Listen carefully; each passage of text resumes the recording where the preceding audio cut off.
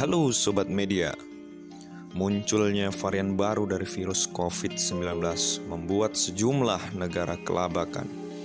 Pasalnya dengan adanya kemunculan varian Delta sangat sulit dikendalikan. Ini seperti yang disampaikan oleh Menteri Koordinator Bidang Kemaritiman dan Investasi, Luhut Binsar Panjaitan, mengakui virus corona varian Delta ini sangat sulit dikendalikan.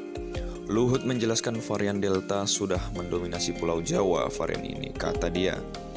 Penularannya lebih dahsyat dibandingkan sebelumnya, yakni varian Alpha.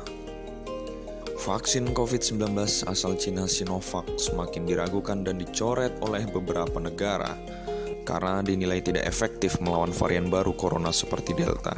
Mendorong Malaysia untuk menggunakan vaksin lain setelah sebelumnya menggunakan Sinovac. Sementara itu, juru bicara vaksinasi COVID-19 Dr. Siti Nadia Tarmizi dari Kementerian Kesehatan memberikan pendapat tentang isu yang beredar di media terkait kurang efektifnya vaksin Sinovac ini. Satu, nggak ada uji klinis, jadi kita nggak boleh membuat sesuatu itu berdasarkan asumsi, ya. Jadi itu harus dibuktikan dengan uji klinis kalau kemudian mengatakan bahwa itu tidak efektif ataupun apalah ya. Sementara Thailand akan mencampur vaksin Sinovac dan AstraZeneca sebagai upaya mengendalikan infeksi varian Delta yang telah picu lonjakan COVID-19 di negara ini. Dikutip dari BBC Indonesia, Kamis 15 Juli 2021, keputusan mencampurkan dua vaksin virus corona ini dilakukan setelah ratusan tenaga kesehatan tertular COVID-19, meskipun mereka telah menerima dosis penuh dari vaksin Sinovac.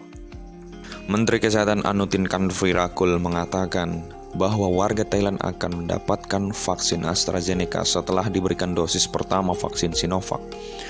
Jarak pemberian kedua vaksin itu sekitar 3-4 pekan, imbuh Anutin, dikutip dari BBC stasiun televisi Channel News Asia.